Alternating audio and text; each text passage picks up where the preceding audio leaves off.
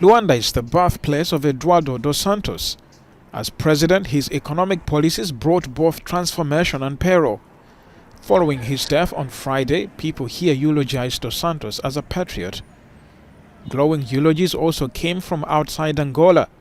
Namibia's President Hage Geingob called Dos Santos an outstanding revolutionary, adding that, quote, a giant tree had fallen. When I found out about the death of President José Eduardo dos Santos, I felt sad, moved, because as an Angolan, I know all the good things President Dos Santos did.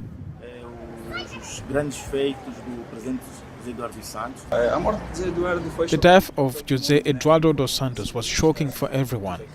He was an impeccable nationalist. He contributed a lot for the country, so we have to bear the pain. He contributed a lot not only to Angola. Dos Santos, who ruled Angola for 38 years, died on Friday at a hospital in Barcelona after suffering cardiac arrest, the government said. A few dozen supporters of Roch Marc Kabore staged a protest at the former president's residence to prevent him from attending a meeting of Burkina Faso's former heads of state in Ouagadougou on Friday. Called by army ruler Sandaogo Damiba to, quote, accelerate national reconciliation, the meeting only had two former presidents, Blaise Compaoré and Jean-Baptiste Ouédraogo.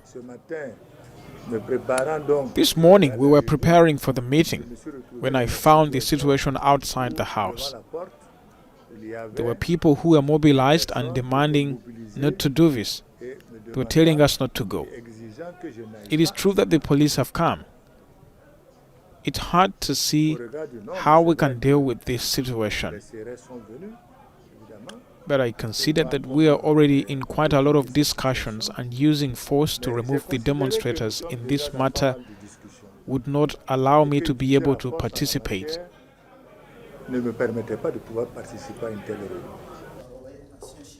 Speaking alongside Compaoré, junta leader Damiba urged unity to defeat Islamist militants. But the invitation of Compaoré, who was in April sentenced to life in jail for the murder of Thomas Sankara, has left many unhappy. We are not happy. We thought Damiba would end terrorism and do much better than Compaoré. But now, the situation is even much worse.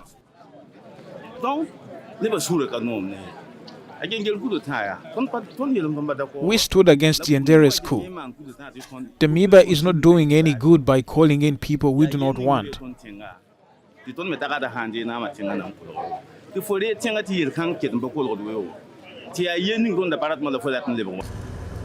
Since his overthrow in an uprising in 2014, Compaoré has lived in exile in Ivory Coast.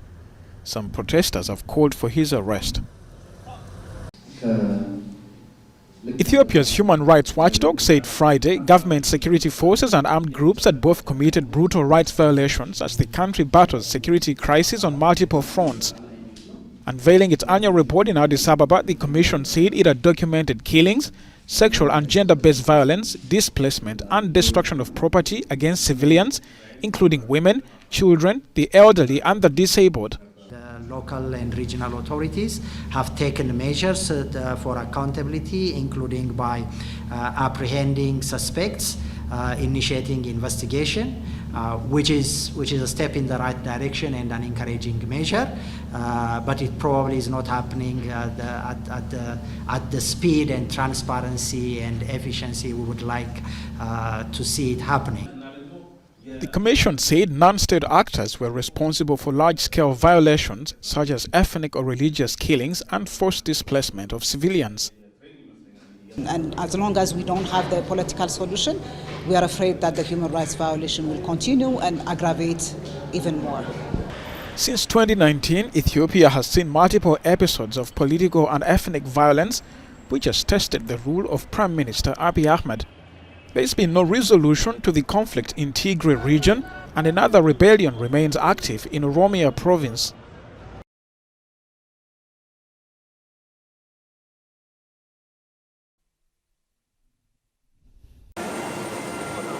The European Union is doubling down on its arrangement with Morocco to combat irregular migration 2 weeks after 24 refugees attempting to cross to Spain were killed by Moroccan and Spanish security forces.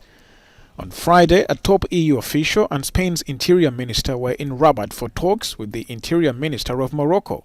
2 weeks after the tragic event at the border crossing between Melilla and Nador, where people lost their lives and a lot of law enforcement and security forces were also injured, we have discussed how we can further cooperate on fighting the smugglers, preventing such violent and dangerous situation as we saw 2 weeks ago. The African Union called the deaths shocking and demanded an investigation. Spain's Prime Minister praised the security forces for stopping what he called an attempted attack on the country's sovereignty. Muslim faithful in Egypt turned up in big numbers to celebrate Eid al Adha with prayers at the Mustafa Mahmoud Mosque in Cairo's Mohansen neighborhood. The holiday, also known as the Feast of Sacrifice, was marked all across the world on Saturday. It is beautiful, and in prayer today people are present. The pandemic has calmed down. There are no masks. I feel very happy that all these people came to pray. Every year the number of people increases and there is love and acceptance between people and each other. This year, with the easing of coronavirus restrictions, there was a sharp increase in the number of people present at the prayers. After praying, many families enjoyed the festival atmosphere, buying balloons and gifts for their children.